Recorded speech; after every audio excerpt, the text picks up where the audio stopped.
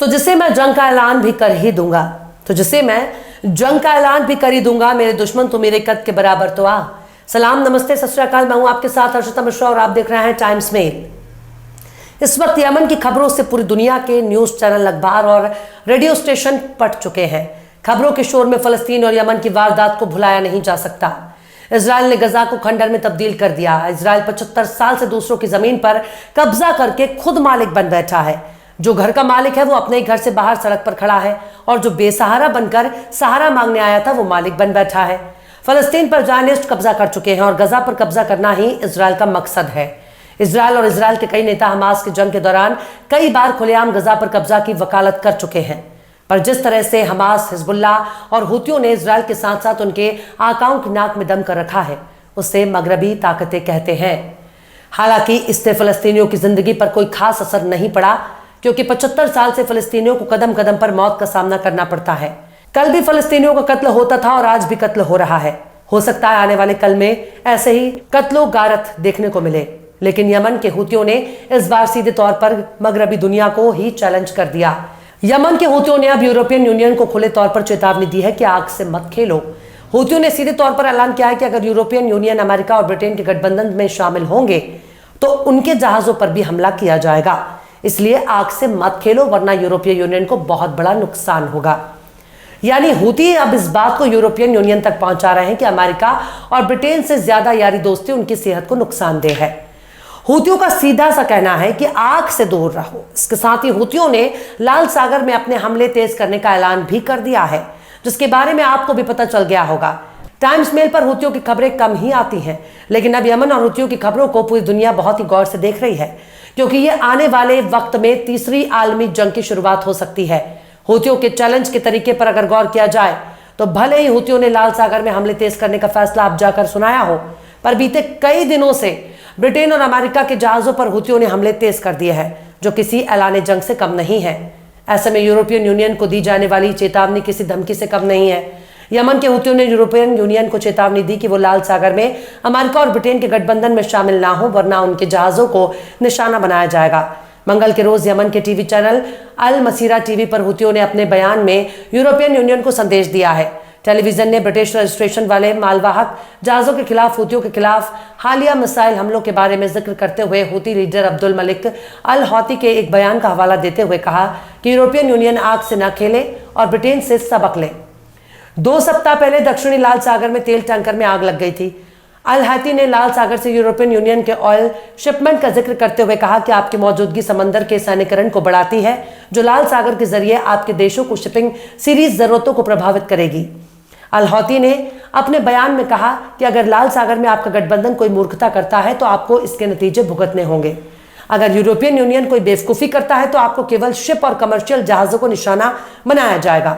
सोमवार को यूरोपीय संघ ने कहा कि उसने पानी के रास्ते की हिफाजत के लिए लाल सागर में एक नौसैनिक मिशन शुरू किया है, क्योंकि मालवाहक जहाज लगातार हुतियों के हमले का शिकार हो रहे हैं। इसमें कहा गया है कि लाल सागर में अंतर्राष्ट्रीय रास्ते पर हुतियों के हमले दुनिया की शांति और खुशहाली के लिए खतरा है। हुतियों ने बीते साल नवंबर से लाल सागर से गुजरने वाले इजराइल से जुड़े जहाजों पर हमला कर रहे हैं। इस कदम को हुतियों ने गाजा में फलस्तीनियों के लिए अपनी हिमायत के इजहार के तौर पर पेश किया है, जिसकी वजह से कुछ शिपिंग कंपनियों को अपने रास्तों को बदलने के लिए मजबूर हो गए। यहां तक कि अफ्रीकी का चक्कर लगाकर आगे जा रहे हैं, जिसकी वजह से माल ढुलाई और लागत की वजह से महंगाई बढ़ रही है। अमेरिका और ब्रिटेन ने लाल सागर में एक नौसैनिक गठबंधन यानी एक ज्वाइंट टास्क फोर्स बनाने की ऐलान किया, जिसका मकसद दुनिया के कई देशों के गठबंधन सेना को मिलाकर एक टास्क फोर्स बनाना है, जो हुतियों पर हमला करके हुतियों को रोक दे। हालांकि ब्रिटेन और अमेरिका एक साथ मिलकर यमन में हुतियों के ठिकाने पर हमला कर रहे हैं, लेकिन इससे हुतियों को रोका नहीं जा सका। अमेरिका और ब्रिटेन ने हुतियों के उन ठिकानों पर हमला किया जहां मोबाइल, मिसाइल लॉन्चर, ड्रोन और पानी के नीचे वाहन शामिल हैं। इसके जवाबी हमले में हुतियों ने अपने हमले की शिद्दत में इजाफा कर दिया है। सोमवार को ही हुतियों ने आधिकारिक तौर पर ऐलान किया था कि उन्होंने बीते 24 घंटे में 4 मिलिट्री ऑपरेशन को अंजाम दिया, जिसमें एक ब्रिटिश जहाज पर मिसाइल हमले के बाद पानी में डुबाने का दावा किया था।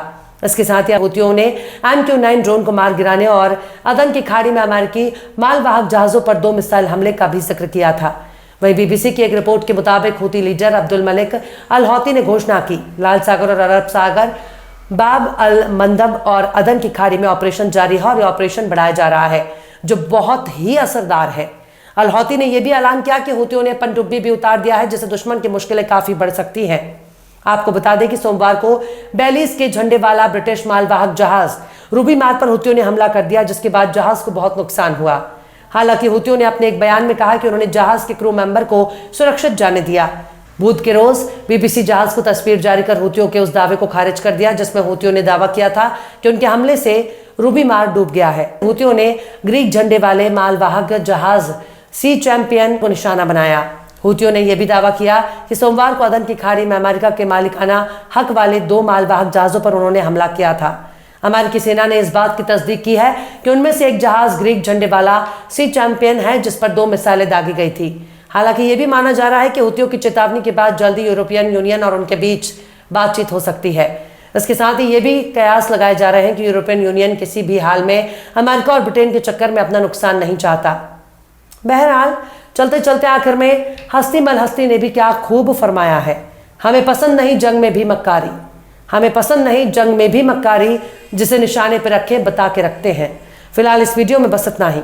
ये वीडियो आपको कैसा लगा कमेंट बॉक्स में आप जरूर बताइएगा। वीडियो पसंद आए तो लाइक करें। हमारे वीडियो लिंक को फेसबुक, ट्विटर, व्हाट्सएप पर अपने रिश्तेदार यार दोस्तों को भी शेयर करें और बेबाक, निष्पक्ष, स्वतंत्र पत्रकारिता को सपोर्ट करने के लिए आप हमारे चैनल टाइम्स मेल को जरूर से सब्सक्राइब करें और हाँ, बेल आइकन की घंटी वाली बटन भी आप जरूर से दबा दें ताकि आपको हमारे आने वाले नए वीडियो की नोटिफिकेशन फौरन ही मिल जाए। फिर मिलता है किसी और वीडियो में एक नई खबर के साथ। हर्षिता मिश्रा को दीजिए इजाजत।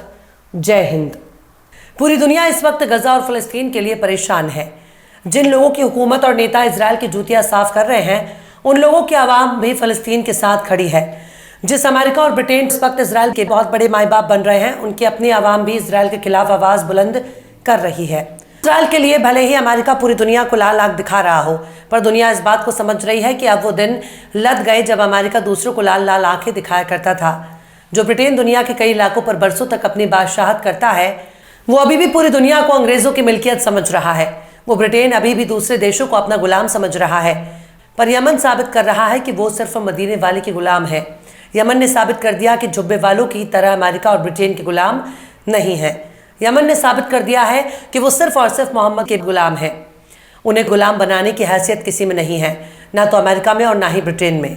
और इजराइल की तो औकात ही नहीं है कि वो यमन से पंगा ले सके।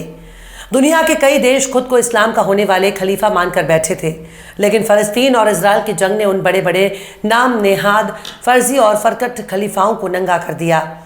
खुद को गाजी कहने वाले गजा का नाम सुनकर नजरें चुरा रहे हैं। तो देख लिया आपने हमारे इस वीडियो को। हमें उम्मीद है कि आपने हमारे वीडियो को लाइक किया होगा और दूसरों को भी शेयर किया होगा।